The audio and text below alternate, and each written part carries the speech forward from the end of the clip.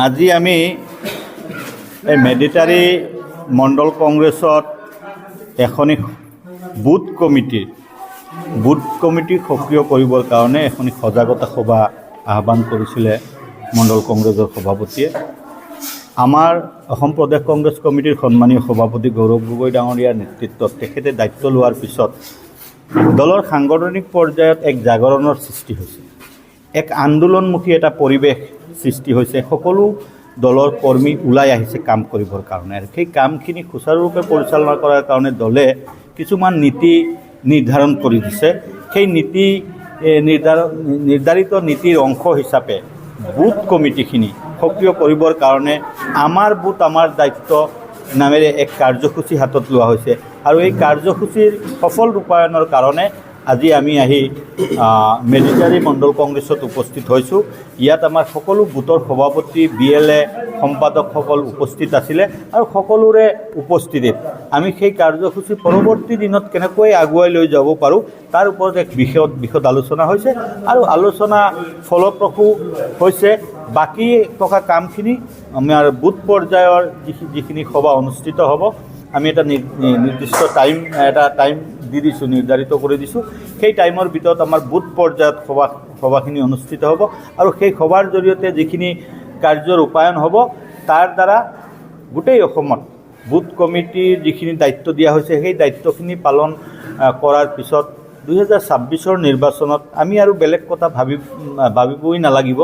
আমি 2026 সন্মানীয় আমাৰ সভাপতি গৌৰৱ গগৈ ডাঙৰীয়াৰ নেতৃত্বত অসমত কংগ্ৰেছে চৰকাৰ কৰিবলৈ গৈ আছে। সেই ইংগিত, সেই বাতাবৰণটো আজি সকলোতে আমি দেখিবলৈ পাইছোঁ। আজি অকল মণ্ডলৰ মিটিং আছিলে। মিটিং বুলি ক'লে আচলতে এখন পৰ্যালোচনা সভা, কিন্তু মানুহ আপোনালোকে দেখিছে হলত জেগা নোহোৱা হৈছে। গতিকে কংগ্ৰেছৰ দিন ভাল হৈছে। অহা 1-2 মাহৰ ভিতৰত আৰু পৰিৱৰ্তন অসমত দেখা পাব।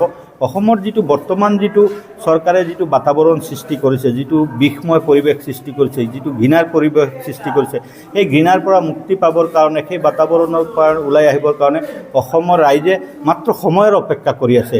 দিনটো মানে এদিন কেনেকুৱা সেই দিনকেইটা পাৰ কৰিব তাকে লৈ ব্যস্ত হৈ আছে, তাৰে চিন্তা কৰি আছে। চৰকাৰ কংগ্ৰেছৰ যে গঠন কৰিব ৰাইজে, তাত কোনো আৰু এতিয়া সন্দেহ নাই। চৰকাৰ 2026 কংগ্ৰেছৰ গঠন হ'ব, 100% হ'ব।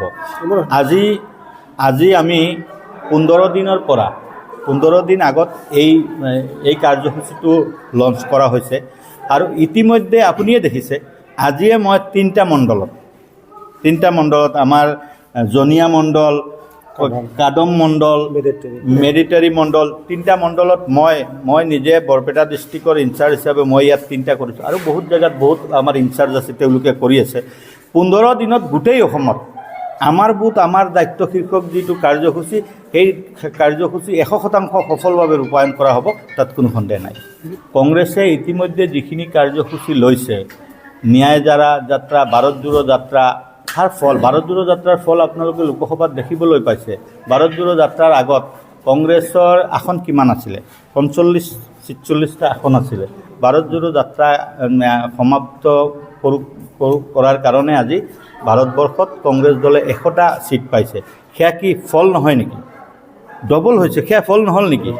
আজি অসমৰ পঞ্চায়তৰ নিৰ্বাচন, সেই পঞ্চায়তৰ নিৰ্বাচন চৰকাৰে পঞ্চায়ত ইলেকশ্যনটো খেলি মেলি কৰিবৰ কাৰণে, পঞ্চায়ত ইলেকশ্যনৰ ফলাফলটো তেওঁলোকৰ পক্ষে নিবৰ কাৰণে, বা এটা পৰিৱেশ নষ্ট কৰাৰ কাৰণে চিম্বলটো আঁতৰাই দিছে।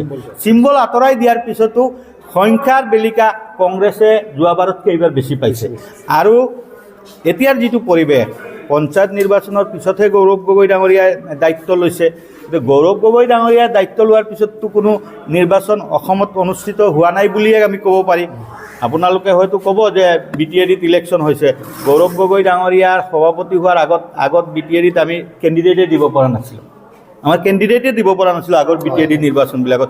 এইবাৰ গোটেইকেইটা সমষ্টিত কংগ্ৰেছ দলে প্ৰাৰ্থিত্ব দিছে, সভা সমিতি পাতিছে, ৰাইজে সভা সমিতিত জড়িতও হৈছে বিভিন্ন কাৰণত। তাত যিহেতুকে আমাৰ সংগঠনেই নাছিলে, গতিকে ভেটি বুলিবলৈতো একোৱেই নাছিলে।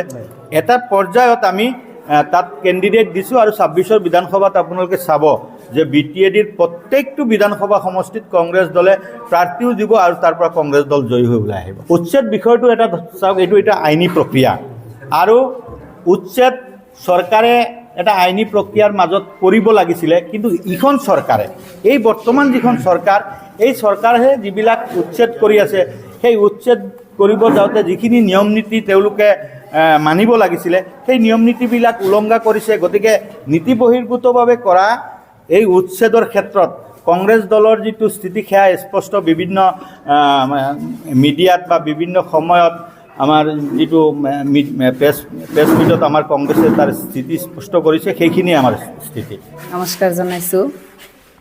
আজি আমাৰ মেদেটাৰী মণ্ডল কংগ্ৰেছৰ উদ্যোগত আমাৰ বুথ আমাৰ দায়িত্ব যি আমাৰ কংগ্ৰেছ দলে গৌৰৱ গগৈৰ নেতৃত্বত সংকল্প আৰম্ভ কৰিছে। আমাৰ এই প্ৰচেষ্টাত আমি 100% সফল হ'ম আৰু আমাৰ গৌৰৱ গগৈ ডাঙৰীয়াই আমাক নিৰ্দেশ কৰিছে যে আমাৰ বুথ লেভেলৰ যিসকল সভাপতি আছে, আমাৰ BLOসকল আছে,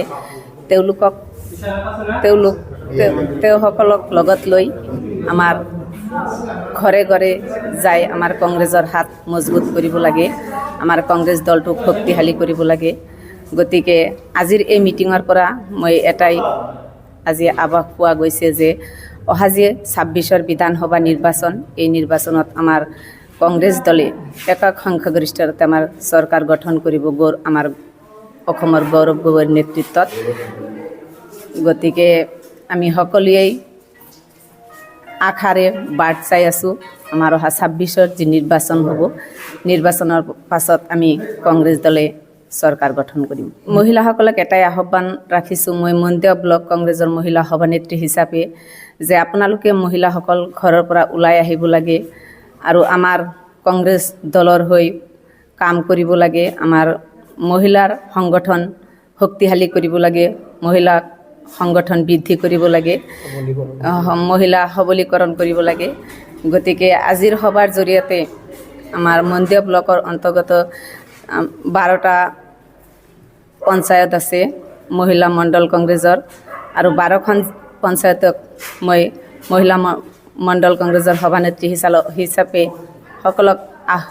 সভানেত্ৰীসকলক আহ্বান ৰাখিছোঁ, আপোনালোকৰ মণ্ডলখিনি খুব সুন্দৰকৈ ইতিমধ্যে গঠন কৰি আমাক জমা দি আছে। 2 এজনে বাদ কৰি আছে যদিও আপোনালোকে সোনকালে জমা দিব আৰু মহিলা সংগঠন আগুৱাই লৈ যোৱাৰ ক্ষেত্ৰত আপোনালোকে সবল নেতৃত্ব ল'ব লাগিব। কাৰণ গ্ৰাছৰুট লেভেলত আমাৰ মহিলা মণ্ডল কংগ্ৰেছৰ সভানেত্ৰীসকলে ভালকৈ কাম কৰিলেহে আমাৰ মহিলা সংগঠন শক্তিশালী হ'ব। এই কাৰ্যসূচী কেনেকৈ আমি ছাকচেছ কৰিব পাৰোঁ সেই লৈ মেধেটাৰী মণ্ডল কংগ্ৰেছৰ অন্তৰ্গত 16টা PLA আৰু 16টা বুথ কমিটিৰ সভাপতি আৰু মহিলা কংগ্ৰেছ NSY সেৱা দল সকলোক লৈ আমি এখন মিটিং মণ্ডল কংগ্ৰেছৰ উদ্যোগত আহ্বান কৰিছিল।